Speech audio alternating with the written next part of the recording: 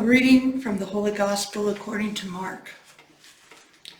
One of the scribes came to Jesus and asked him, "Which is the first of all commandments?" And Jesus replied, "The first is, 'Hear, O Israel, the Lord our God is Lord alone. You shall love the Lord your God with all your heart, with all your soul, and with all your mind, and with all your strength. The second is this, you shall love your neighbor as yourself. There is no other commandment greater than these." The scribes said to him, "Well said, teacher. You are right in saying, 'He is one and there is no other than He,' and to love Him with all your heart and with all your understanding, with all your strength, and to love your neighbor as yourself is worth more than all burnt offerings and sacrifice." And when Jesus saw that he answered with understanding, he said to him, "You are not far from the kingdom of God." And no one dared to ask him any more questions. The Gospel of the Lord.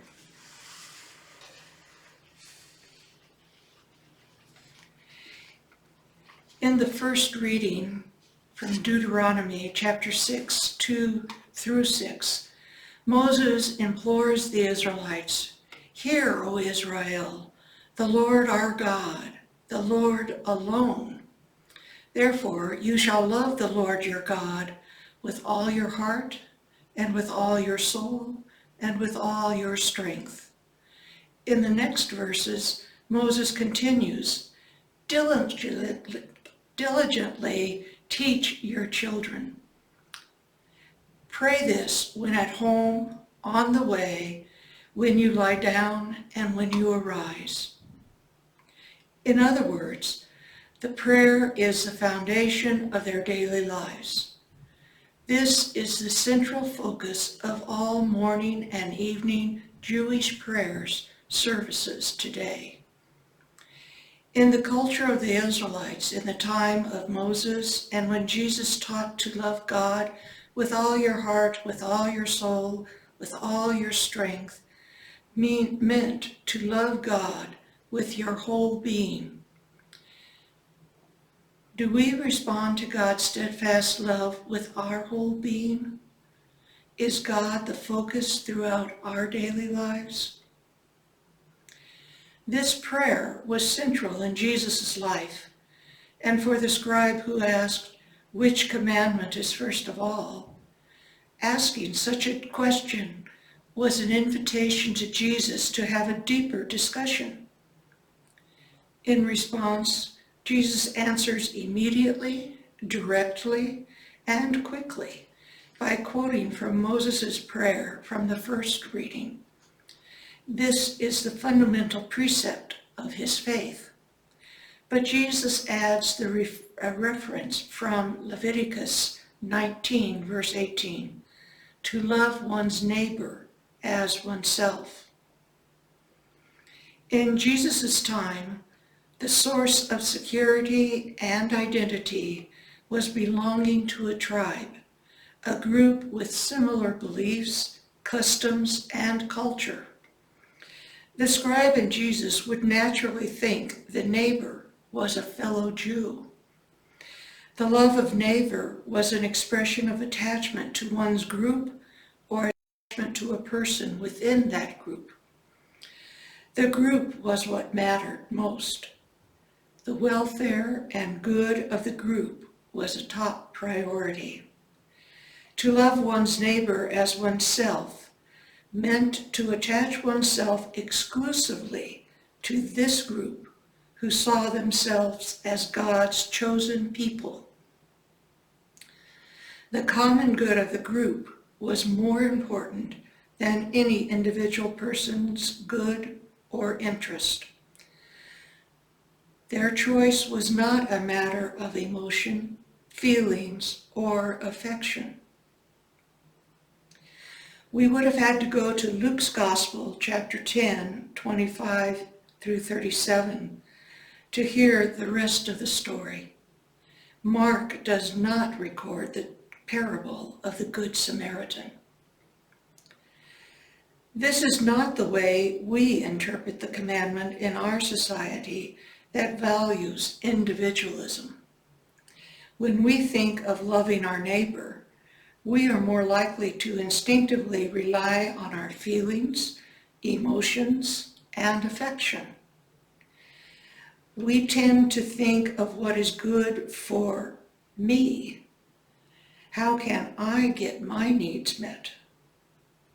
It seems that many have lost the concept of looking for and acting for the common good.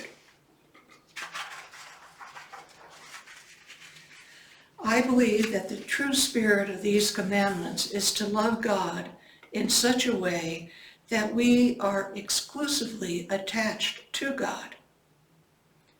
How can we live so that God is the center of our daily life?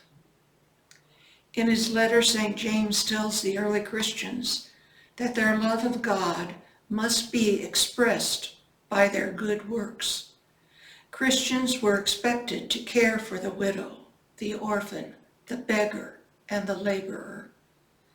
Christians were to ensure that the common good of the community was prioritized. Later, St. Teresa of Avila wrote, quote, "We are Christ's body," unquote. The ideal of showing our love of God by the way we relate to others through our words, actions, laws, and social systems is how we are truly caring for the common good. Saint Mother Teresa expressed the ideal by saying, quote, "Christ has no hands but our hands," end quote.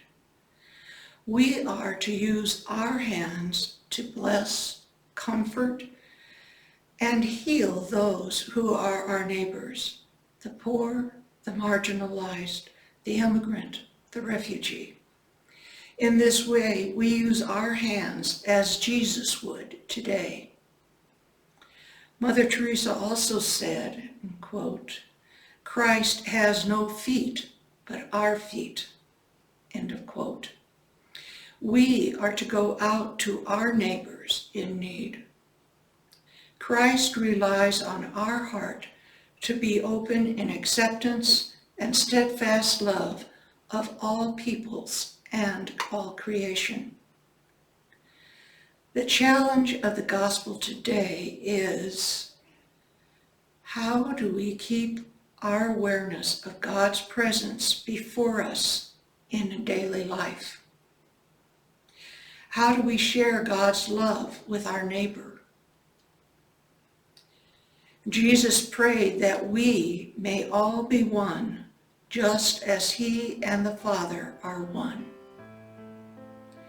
Every person on earth and all creation are exclusively attached to one another through God's love. Do we remember that we are all one? How do we work for the common good of our global family and the care of our common home, the earth?